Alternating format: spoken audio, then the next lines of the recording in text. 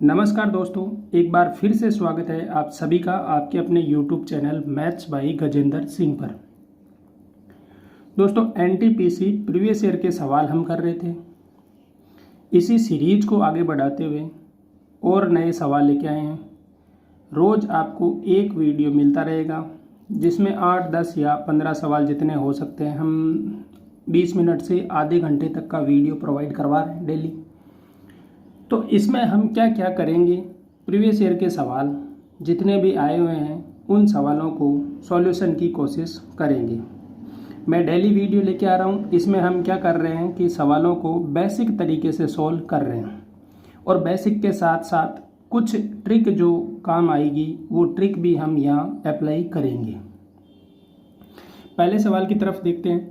सवाल दे रखा है 0.2 इंटू 0.2 इंटू 0.2 और ये कोष्टक के साथ फिर से गुणा में है 0.06 इंटू 0.06 इंटू 0.06। फिर आगे भाग का निशान दिया है और दिया 0.12 इंटू 0.12 इंटू 0.12। तो इस सवाल को सॉल्व करना है। मैंने पहले भी कहा था कि एनटीपीसी प्रत्येक पेपर में 2 से 3 सिंप्लीफिकेशन के सवाल डालती है। ये भी एक सिंप्लीफिकेशन का सवाल है, नॉर्मल सा सवाल है, गुणा और भाग का सवाल है। देखो, पहले इसको लिख देते हैं। अगर आप चैनल पर नए हो तो चैनल को सब्सक्राइब कर लो और वीडियो को अपने दोस्तों के साथ भी शेयर कर दो।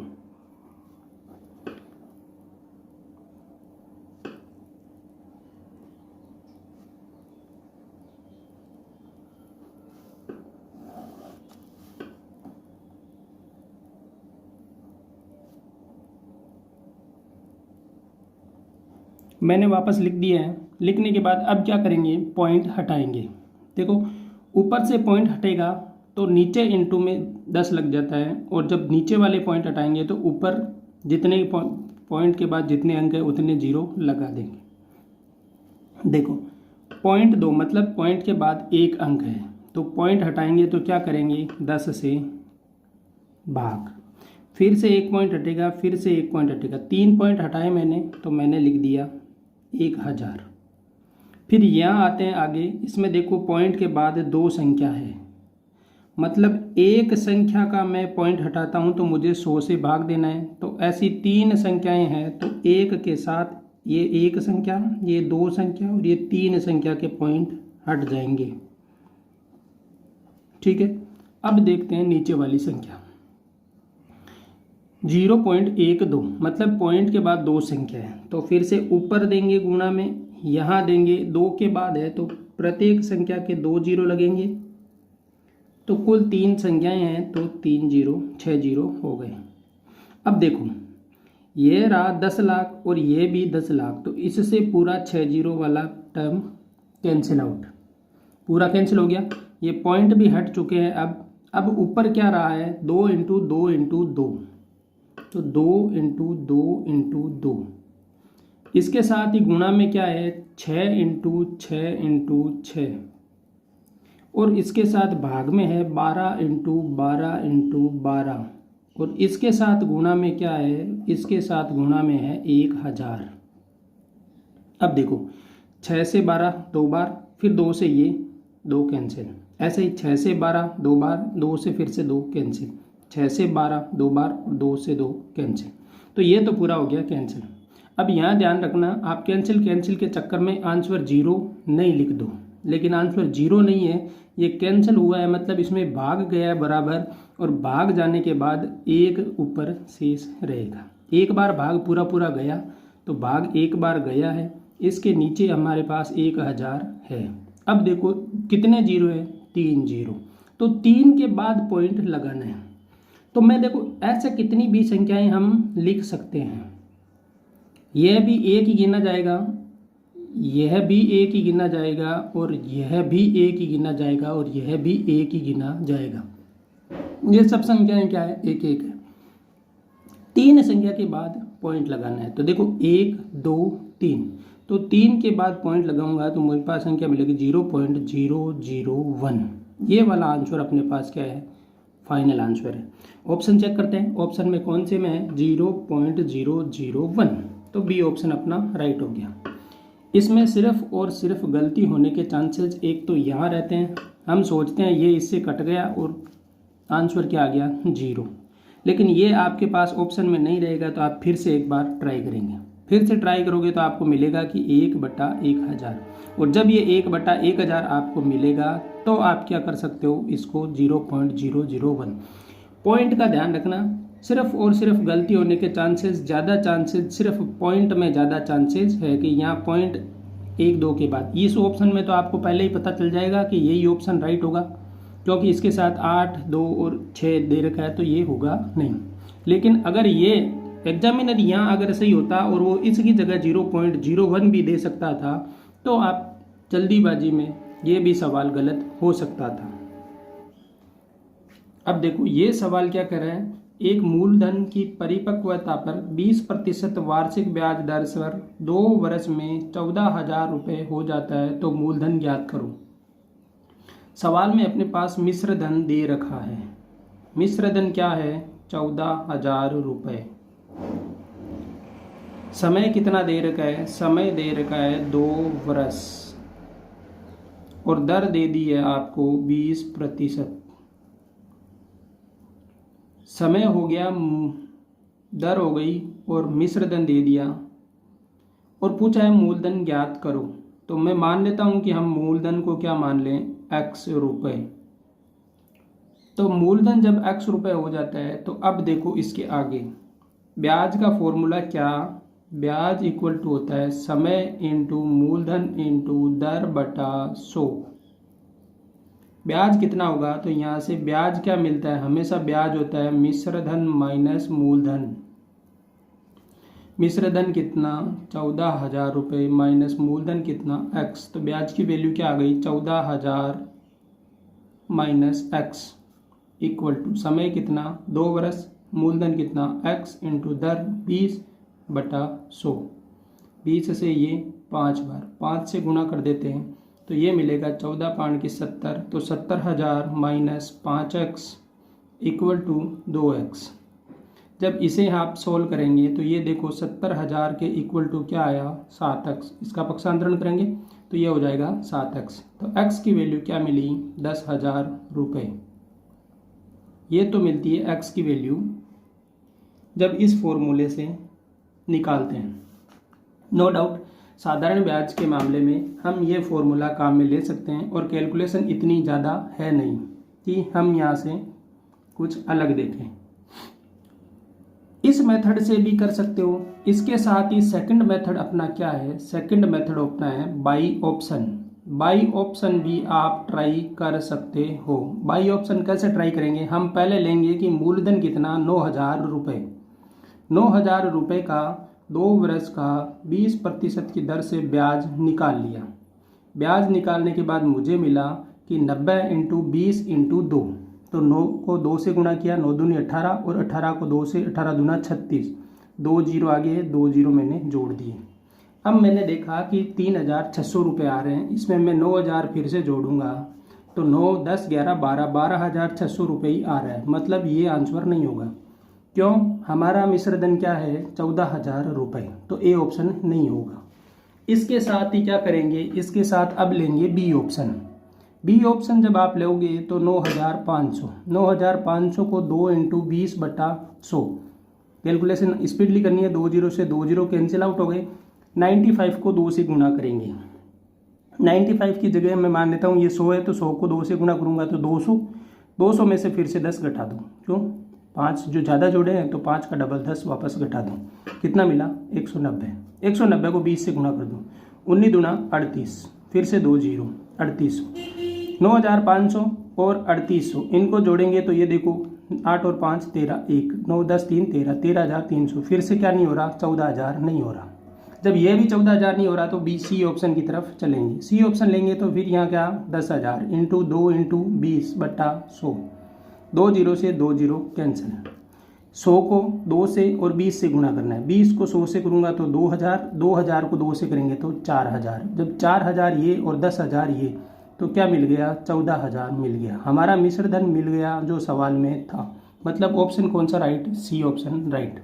बाई ऑप्शन से भी कर सकते हो, और ये मेथड से भी कर सकते हो। इस मेथड में थोड़ी कैलकुलेशन आपको जल्दी लगानी है, जल्दी या फिर सोचने की ज़रूरत ज़्यादा रहेगी कि ये क्रॉस गुणा इधर उधर करोगे। इस ऑप्शन में आपको सीधा मूलधन उठाना है और उसके हिसाब से देख के वापस क्रॉस चेक करना है कि जो हमारा सवाल में मिश्रधन है क्या वह मिश्रधन हमें वापस भी मिल रहा है। तो आपके पास दो तरीके हैं, एक तो सूत्र वाला, एक बाई ऑप्शन चेक करना। जो भी आपको सही लगे, आपकी कैलकुलेशन की स्पीड ज़्यादा फास्ट हो तो आप ये ऑप्शन ट्राई कर सकते हैं। बाई ऑप्शन ट्राई करेंगे तो ज़्यादा बेटर रहेगा, क्योंकि आपको पता रहेगा कि जब मूलधन ये हो कुछ, तो देखो अब 9000 था, 9000 होने के बाद जब आप 9000 ऑप्शन लेते हो तो आपकी कैलकुलेशन बहुत स्पीडली हो जाती है। 10,000 लेते हो तो फिर भी स्पीडली हो जाती है। जब ये 500 का टंडा आता है तो इस टंडे में हम क्या कर रहे हैं, हमें 95 की जगह क्या मान लेना है, 100 मान लेना है। और जब 100 मानेंगे तो 100 का डबल 200, 200 में से फिर से इसमें जो 5 जोड़े थे एक्स्ट्रा, उन 5 का डबल, क्योंकि 2 से गुणा कर दिया, 2 से गुणा कर दिया तो इसका डबल वापस घटा देंगे। ठीक है,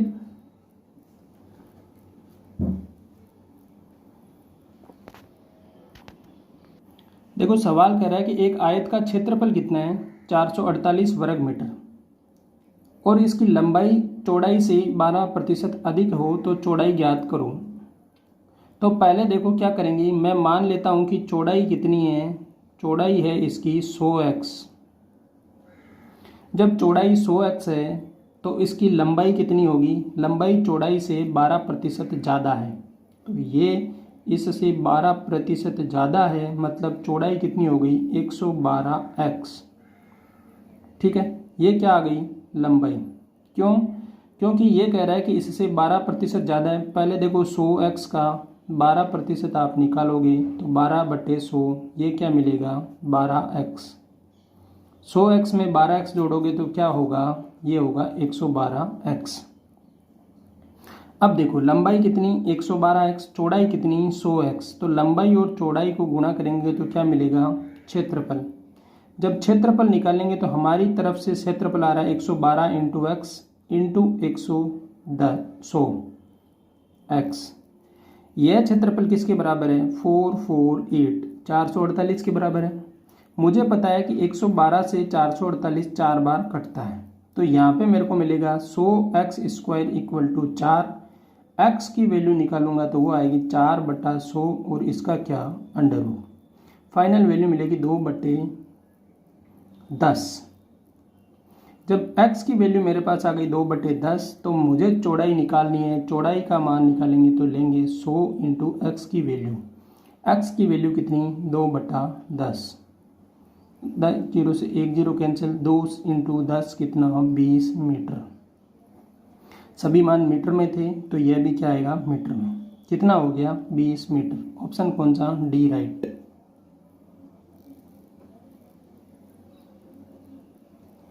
इस टाइप के सवाल में ध्यान रखना है, ये लाइन बहुत अच्छी तरह से ध्यान रखना। यदि लंबाई इसकी चौड़ाई से 12% अधिक हो, हम अगर चौड़ाई ये मानते हैं तो लंबाई 112, कहीं ये ना हो आप लंबाई को मान ले 100 और फिर जल्दीबाजी में चौड़ाई कर दें 112।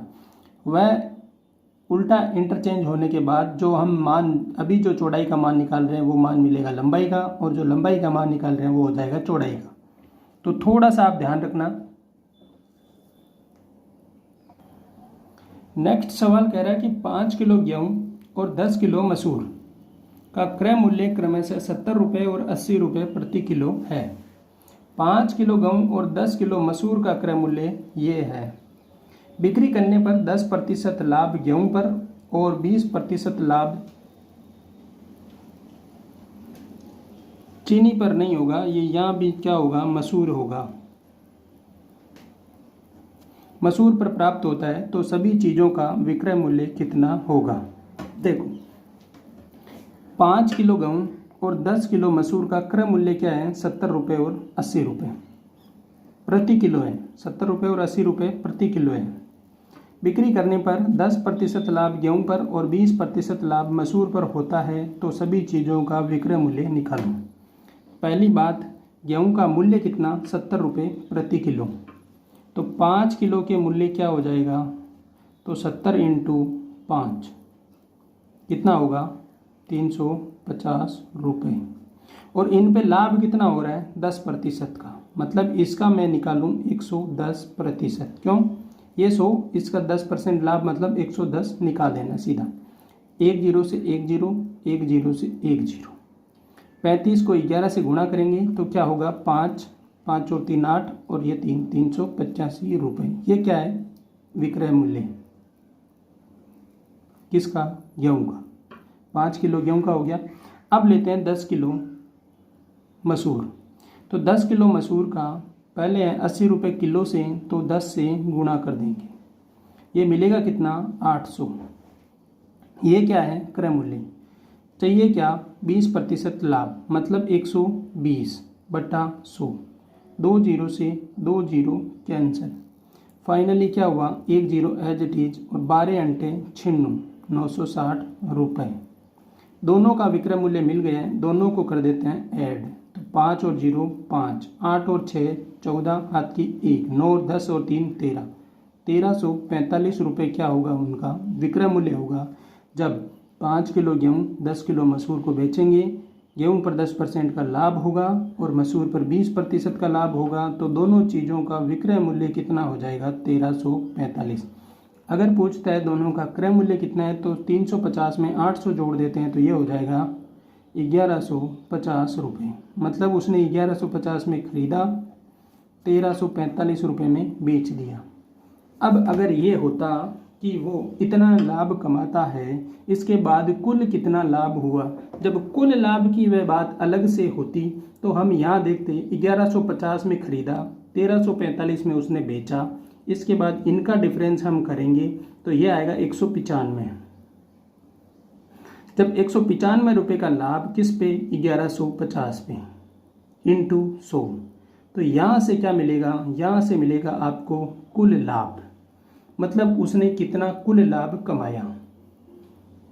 तो यहाँ से कुल लाभ की बात करें तो एक बार के लिए देखेंगे हम कि ये कट रहा है क्या, 5 से देखो कट रहा है, ये जाएगा 21 बार, 21 नहीं 23 बार, 20 बार जाता है तो 100 और 15 का 3 बार, ये जाएगा कितनी बार 20 बार जाता है तो 100, 5 से भाग देंगे तो 5 3 15, फिर से बचा 4 और 5 9 पंजे 45, 39 और इस तरफ 23, आगे कटन नहीं रहा है। क्यों, 39 में 13 का भाग जाएगा या 3 का जाएगा, लेकिन 23 में नहीं जा रहा, तो ये यहीं रहेगा। इसके साथ आगे 390/23 आप कैलकुलेशन कर लेना। कुल लाभ की बात होती तो ऐसे निकलता, लेकिन इसने कहा है कि इस पे 10% का और इस पे 20% का, इन दोनों का अलग से करना है, फिर विक्रय मूल्य निकाल लेना है। जैसा जैसा सवाल कह रहे हैं उसी हिसाब से हमें चलते रहना है।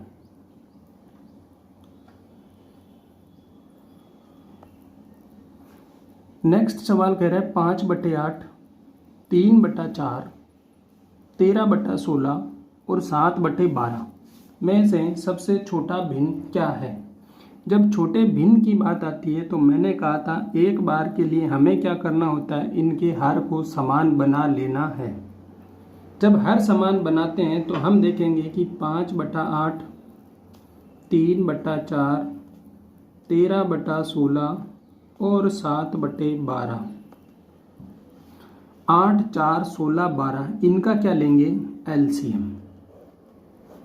4 8 16 12, इनका जब आप एलसीएम लोगे तो पहले 2 से भाग 2 बार, 4 बार, 8 बार और 6 बार, फिर 2 से भाग 1 2 4 3।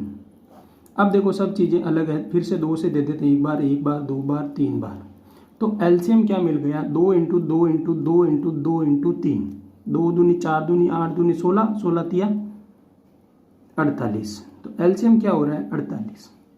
मुझे नीचे की संख्या को 48 बनाना है, तो अब मैं देखूंगा कि 8 को 48 बनाने के लिए किस से गुणा भाग करूं, तो मुझे पता है 8 छंग 48 होता है, तो मैं 6 से इसको गुणा भाग कर दूंगा। संख्या क्या मिलेगी 30/48। 4 को 48 बनाने के लिए मुझे 12 से गुणा भाग करना होगा, तो 12 तिया 36 और 12 चौक 48। 16 को 48 बनाने के लिए 3 से गुणा करना है, तो 13 को 3 से गुणा करेंगे तो 13 तिया 39 और ये फिर से 48। और 12 को 48 बनाना है तो 12 के लिए हो जाएगा 4 से गुणा, तो 7 चौके 28 और 48। अब देखो भाई, भाग सब में क्या जा रहा है, समान संख्या से जा रहा है। जब समान संख्या से भाग देते हैं तो सबसे छोटी संख्या तो सबसे छोटी होगी, जिसका अंश छोटा वह सबसे छोटी, जिसका अंश बड़ा वह सबसे बड़ी। क्या ध्यान रखना है, पहला ध्यान या पहला स्टेप अपना होता है हर समान बनाना है। जब हर समान हो जाता है तो उसके बाद देखना है जिसका अंश बड़ा वो संख्या बड़ी, जिसका अंश छोटा वो संख्या छोटी। स्टेप क्या लेना है, हर को समान बनाने के लिए पहले इनका एलसीएम निकालना है, सभी हर का एलसीएम निकलने के बाद उस हर को एलसीएम की संख्या ही बनाना है। तो 48 बनाने के लिए मुझे पता है 8 को 6 से गुणा करूंगा, तो इस संख्या को वापस सेम संख्या बनाने के लिए 6 का भाग भी देना होगा। 6 से गुणा भाग कर देंगे तो ये नीचे वाली संख्या 48, तो ऊपर वाली संख्या को भी गुणा कर दिया। यहाँ से अपने पास छोटी भिन्न कौन सी आ गई, 7/12, आंसर आ गया 7/12। ध्यान रखना, बड़ी भिन्न के लिए जिसका अंश बड़ा, छोटी भिन्न के लिए जिसका अंश छोटा।